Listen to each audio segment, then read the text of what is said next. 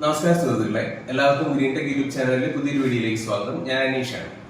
അപ്പൊ ഇന്ന് ഒന്ന് രണ്ട് പ്രോഡക്റ്റുകളൊന്ന് പരിചയപ്പെടുത്താൻ പോവുകയാണ്. ഓൾറെഡി നിങ്ങൾക്ക് അറിയാവുന്ന കാര്യങ്ങൾ തന്നെയായിരിക്കും. നമ്മുടെ വാഹനങ്ങൾ റെസ്റ്റോർ ചെയ്യുമ്പോഴേക്കും അത് ഏറ്റവും മനോഹരമായ രീതിയിൽ സൂക്ഷിക്കാൻ നമ്മൾ ശ്രമിക്കാറുണ്ട്. അപ്പൊ അതിന്റെ ഭാഗമായിട്ട് നമ്മൾ പെയിന്റ് അടിക്കാറുണ്ട് വണ്ടികളിൽ. അല്ലെങ്കിൽ നമ്മൾ ഇഷ്ടപ്പെടുന്ന ആളാണെങ്കിൽ അല്ലെങ്കിലും വണ്ടിയുടെ ഫിറ്റ്നസ് ടെസ്റ്റിന്റെ സമയത്ത്, അതായത് വണ്ടി വാങ്ങിച്ച് നമ്മൾ ഒരു 10-15 വർഷം ഉപയോഗിച്ച് അതിനുശേഷം നമ്മൾ ഫിറ്റ്നസ് ടെസ്റ്റിന് കൊണ്ടുപോകുമ്പോഴേക്കും ആ വാഹനത്തിന്റെ പെയിന്റ് ഉണ്ടാവണം, തുരുമ്പുണ്ടായിരിക്കാൻ പാടില്ല. അങ്ങനെ ഓരോ കണ്ടീഷൻസ് ഉണ്ട്. ഇൻഡിക്കേറ്റർ വർക്ക് ചെയ്യണം, ബ്രേക്ക് ലൈറ്റ് വർക്ക് ചെയ്യണം, നമ്പർ പ്ലേറ്റ് വിസിബിൾ ആയിരിക്കണം, അങ്ങനെ കുറെ കണ്ടീഷൻസ് ഉണ്ട്. അപ്പൊ അങ്ങനെ വരുമ്പോഴേക്കും നമ്മുടെ വണ്ടി പെയിന്റ് അടിക്കാൻ കൊടുക്കും. അല്ല, നമ്മുടെ ചില ബുള്ളറ്റ് ഭ്രാന്തന്മാരൊക്കെ എല്ലാ വർഷവും വണ്ടി പെയിന്റ് അടിക്കാൻ കൊടുക്കും. അതായത് വണ്ടി നല്ല രീതിയിൽ മെയിൻറ്റെയിൻ ചെയ്യാൻ ശ്രമിക്കും. അപ്പോൾ ഓരോ കാലഘട്ടത്തും ഓരോരുത്തർ ഓരോ പുതിയ പുതിയ മെത്തേഡ്സ് ഇതിനു വേണ്ടി കണ്ടത്. അപ്പോൾ ആദ്യ കാലഘട്ടങ്ങളിൽ വെറുതെ പെയിന്റ് മാത്രം അടിക്കുമായിരുന്നു.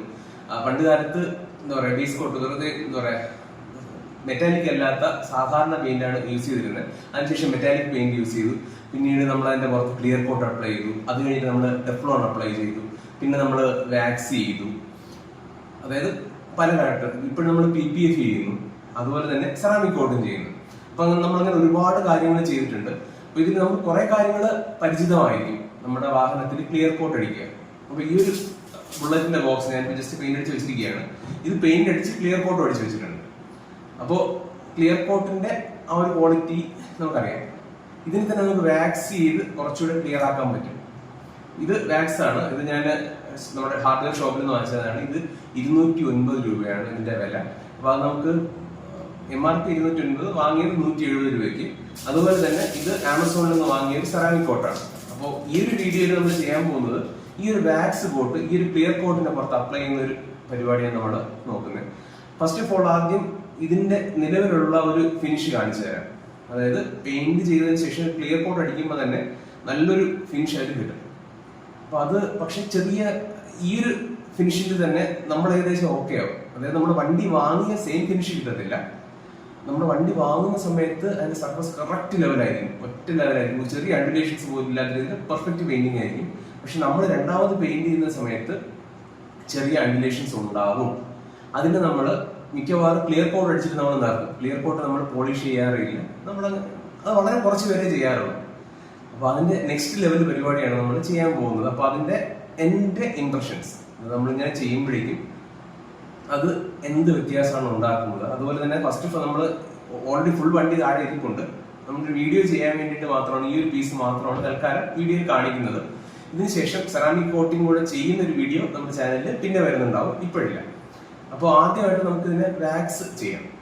ഓക്കെ, വാക്സ് ചെയ്യണമെന്നുണ്ടെങ്കിൽ ആദ്യം സർഫസ് ഒന്ന് പേപ്പർ പിടിക്കണം. നമുക്ക് അതിനുവേണ്ടി വാട്ടർ പേപ്പർ എടുത്തിട്ടുണ്ട്. ഇത് 1500 വാട്ടർ പേപ്പർ, 2000 വാട്ടർ പേപ്പറാണ് ശരിക്കും എടുക്കേണ്ടത്. ആ ഒരു വാട്ടർ പേപ്പർ എടുത്തിട്ട് ഇത് ആദ്യം ഒന്ന് പോളിഷ് ചെയ്യണം. എന്തുകൊണ്ട് പോളിഷ് ചെയ്യുന്നു പറഞ്ഞു കഴിഞ്ഞാൽ ചെറിയ അഡുലേഷൻസ് നമുക്ക് കാണാം. ഞാനത് കാണിച്ചു തരാം. അപ്പോൾ നമ്മൾ ഓക്കെ, ദൂരെ നിന്ന് കാണുമ്പോഴേക്കും ഇത്തിരി വൃത്തിയൊക്കെ ഉണ്ടെങ്കിലും അടുത്ത് പോകുമ്പോൾ, ക്ലോസ് ആയിട്ട് പോകുമ്പോഴേക്കും ഞാനൊന്ന് സൂം മാറ്റിയിട്ട് നോക്കാം. കണ്ടില്ല, നമ്മുടെ ഈ ട്യൂബ് ലൈറ്റിന്റെ റിഫ്ലക്ഷൻ കണ്ടില്ല? ട്യൂബ് ലൈറ്റിന്റെ റിഫ്ലക്ഷൻ ഇങ്ങനെ പരന്ന് നടക്കുക. അതായത് പറഞ്ഞു വരുന്നത് എന്താണെന്ന് വെച്ച് കഴിഞ്ഞാൽ ഈ സർഫസ് കറക്റ്റ് ലെവലല്ല. ഫസ്റ്റ് നമ്മൾ സാൻഡ് പേപ്പർ ഇട്ട് ഇതിനൊന്ന് ലെവൽ ചെയ്യും. ഫുള്ള് ലെവൽ ചെയ്തതിന് ശേഷം വാക്സ് അപ്ലൈ ചെയ്യും. വാക്സ് അപ്ലൈ ചെയ്തിട്ട് അതിന്റെ ഡിഫറൻസ് നമുക്ക് നോക്കാം. ഓക്കെ, അത് നമുക്ക് സാൻഡ് പേപ്പർ ഇട്ട് എടുത്തിട്ട് പിടുത്തം പിടിക്കാം. രണ്ട് രീതിയിൽ സാൻഡ് ചെയ്യാം. വെറ്റ് സാൻഡിങ്ങും ചെയ്യാം, ഡ്രൈ സാൻഡിങ്ങും ചെയ്യാം. നമ്മൾ ഇപ്പൊ ചെയ്യുന്നത് ഡ്രൈ സാൻഡിങ് ആണ്. ഓക്കെ,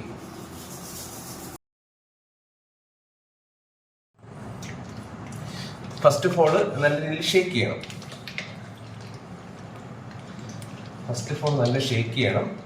ഷേക്ക് ചെയ്തതിന് ശേഷം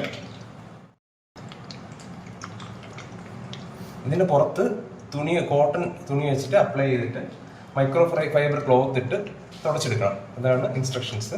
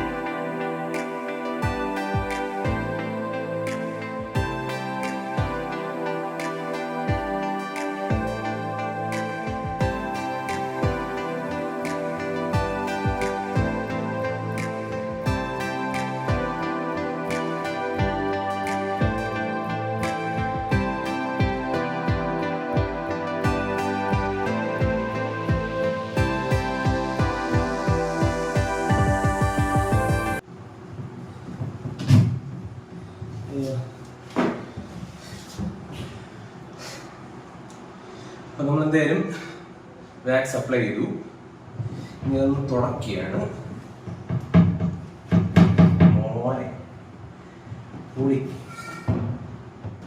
ഞാനതിൻ്റെ ക്ലോസപ്പ് ഒന്ന് കാണിക്കാം. കുറച്ച് നേരത്തെ നമ്മൾ നോക്കിയപ്പോഴേക്കും ഈ ഒരു ട്യൂബ് ലൈറ്റിൻ്റെ ആ ഒരു ഷെയ്ഡ് ഇങ്ങനെ സ്കാറ്റർ ചെയ്ത് കിടക്കുന്ന പോലെ ആയിരിക്കുന്നു കിടന്നത്. ഇപ്പോൾ കുറച്ചുകൂടെ ആ ഒരു ഷെയ്ഡ് കറക്റ്റ് ലൈനിലായിട്ടുണ്ട്.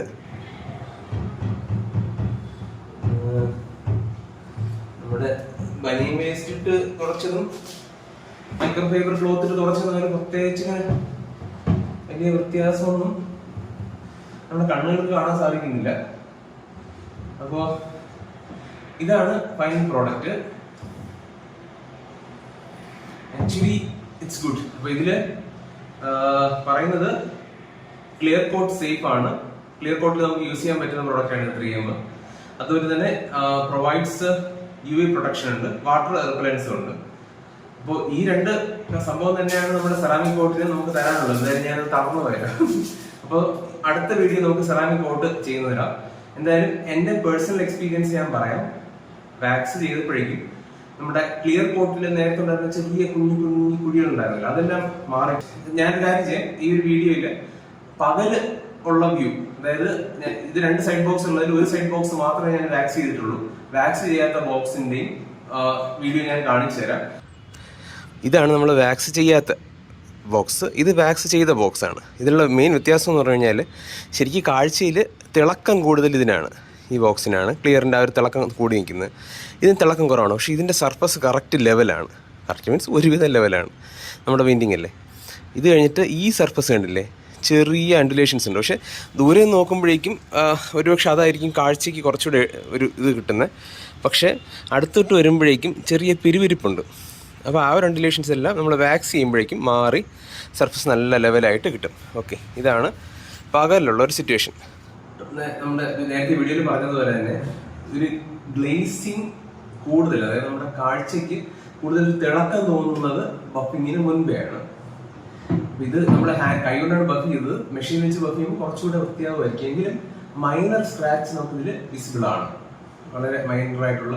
അപ്പൊ ഇതിന്റെ ബഫിംഗ് കോമ്പൗണ്ട്, ഇതിന്റെ എന്താ പറയാ, ബഫിംഗ് കോമ്പൗണ്ട് അല്ല, ഈ ലിക്വിഡ് വാക്സ് ചെയ്യുന്നതെന്ന് പറഞ്ഞു കഴിഞ്ഞാല് ഇതിന്റെ ടോപ്പ് ലെയറിൽ നിന്ന് പോളിഷ് ചെയ്തെടുക്കുകയാണ്, വാക്സ് പോളിഷ് ചെയ്ത് കൊടുക്കുന്നുണ്ട്. അപ്പോൾ പിന്നെ അതിൽ കുറച്ച് വാട്ടർ റിപ്പല്ലന്റ് പ്രോപ്പർട്ടീസ് ഒക്കെ പറയുന്നുണ്ട്. പക്ഷെ മൊത്തത്തിൽ നോക്കുമ്പോഴേക്കും ഇതിന് സ്റ്റാൻഡേർഡ് ലുക്കാണ്. അതായത് നമ്മൾ വണ്ടി വാങ്ങുമ്പോഴേക്കും ഉള്ള ഒരു ഫിനിഷ് ഉണ്ടല്ലോ, ടോട്ടൽ ഒറ്റ ലെയറുള്ള ഒരു ഫിനിഷ് പോലെ. അതായത് ആ സർഫസ് കറക്റ്റ് ഏകദേശം ലെവലായിരിക്കും. പക്ഷെ ഇതില് സ്പ്രേ പെയിന്റ് ചെയ്യുമ്പോൾ ചെറിയ ഇറഗുലാരിറ്റീസ്, ചെറിയ കുഞ്ഞിയൊക്കെ ഇതിലുണ്ടാവും. അതുപോലെ പെയിന്റിങ് ചെയ്യുന്ന സമയത്ത്, ക്ലിയർ കോട്ട് അടിക്കുന്ന സമയത്ത് എന്തെങ്കിലും പൊടികളോ അല്ല അതിൽ പറ്റി പിടിച്ചിരിക്കുന്നുണ്ടെങ്കിൽ ആ ഭാഗത്ത് ചെറിയ പ്രൊജക്ഷൻ പോലെ നമ്മുടെ കൈ ഇങ്ങനെ നീക്കുമ്പോൾ തടയും, കയ്യിൽ തടയും. പക്ഷെ ഇതങ്ങനെയല്ല, നല്ല ഫിനിഷാണ്. ഇത് നമ്മൾ വാക്സ് ചെയ്തതും ഇത് അല്ലാതെ ക്ലിയർ കോട്ട് മാത്രം അടിച്ചതാണ്. ഓക്കെ, നമ്മൾ പലപ്പോഴും റെസ്റ്റോറേഷനൊക്കെ നമ്മൾ വണ്ടി ചെയ്യുമ്പോഴേക്കും പെയിന്റിങ് ഈ ഒരു പ്രോസസ്സ് വരെ നമ്മൾ ചെയ്യത്തുള്ളൂ, പലപ്പോഴും വാക്സ് ചെയ്യാറില്ല. നമ്മൾ അങ്ങനെ തന്നെ കൊണ്ടു നടക്കും, അത് തെറ്റൊന്നുമില്ല. പക്ഷെ വാക്സ് ചെയ്യുന്നതായിരിക്കും കുറച്ചുകൂടെ നല്ലത്. അതായത് നമ്മുടെ അടുത്ത വീഡിയോയിൽ നമ്മുടെ ഈ ഒരു സെറാമിക് കോട്ട് കൂടെ നമ്മൾ അപ്ലൈ ചെയ്ത് നോക്കിയിട്ട് അതിന്റെ റിസൾട്ട് കൂടെ പറയാം. അപ്പൊ ഞാൻ എക്സ്പെക്ട് ചെയ്യുന്നത് സെറാമിക് കോട്ട് കൂടെ ചെയ്യുമ്പോഴേക്കും ഇതിൽ ചെറിയ മൈനർ സ്ക്രാച്ചസ് ഉണ്ട്. അപ്പൊ ആ സ്ക്രാച്ചസ് ഒക്കെ പൂർണ്ണമായിട്ടും പോകും എന്നാണ് എൻ്റെ വിശ്വാസം. സ്ക്രാച്ചസ് പോയിട്ട് ഒരു ചെറിയ ലെയർ, ഒരു കുറച്ചുകൂടെ തിളക്കമുള്ള ഒരു ലെയർ ഇതിന്റെ മുകളിൽ വരുമെന്നാണ് എൻ്റെ ഒരു എക്സ്പെക്ടേഷൻ. അത് നമുക്ക് അടുത്ത വീഡിയോയിൽ നോക്കാം. പ്രോഡക്റ്റിൽ പറയുന്ന ഒരു കാര്യമുണ്ട്, അതായത് ഇത് വാട്ടർ റിപ്പലൻസ് ഉള്ള ഒരു പ്രൊഡക്റ്റ് ആണെന്നാണ് പറയുന്നത്. നമ്മുടെ സെറാമിക് കോട്ടും വാട്ടർ റിപ്പലന്റ് ആണ്. അതായത് ഇതിന്റെ മുകളിൽ നമ്മൾ വെള്ളം ഒഴിച്ചു കഴിഞ്ഞാൽ അതായത് തങ്ങി നിൽക്കത്തില്ല, തെറിച്ചു പോകും എന്നുള്ള വാട്ടർ റിപ്പലൻസ്. നമുക്ക് അത് ചെക്ക് ചെയ്ത് നോക്കാം. അതിനാണ് ഈ സാധനം എടുത്തുകൊണ്ട് വെച്ചത്. ഇത് നമ്മുടെ നോർമൽ ആയിട്ടുള്ള സാധനമാണ്. അതും ചെറിയ വാട്ടർ റിപ്പലൻസ് ഉണ്ട്. വെള്ളം അവിടെ വെറ്റിപ്പിടിച്ച് നിൽപ്പുണ്ട്, കാണാൻ സാധിക്കും. ക്ലോസ് ചെയ്ത് കാണി, വെള്ളം അവിടെ ഇരിപ്പുണ്ട്. ഇത് നമ്മുടെ കോട്ട് ചെയ്ത സാധനമാണ്. നമ്മൾ പോളിഷ് വെച്ച് നോക്കാം. വാക്സ് ചെയ്ത് കഴിഞ്ഞിട്ട് നല്ല രീതിയിൽ മൈക്രോ ഫൈബർ ക്ലോത്ത് ഇട്ട് തുടച്ച് റെഡിയാക്കി വെച്ച കേസാണ്.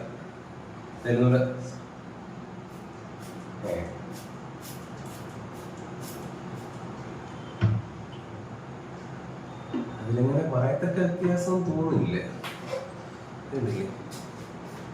ഇത് രണ്ടിലും വെള്ളം ഒരുപോലെയൊക്കെ തന്നെയാണ് പറ്റി പിടിച്ചിരിക്കുന്നത്.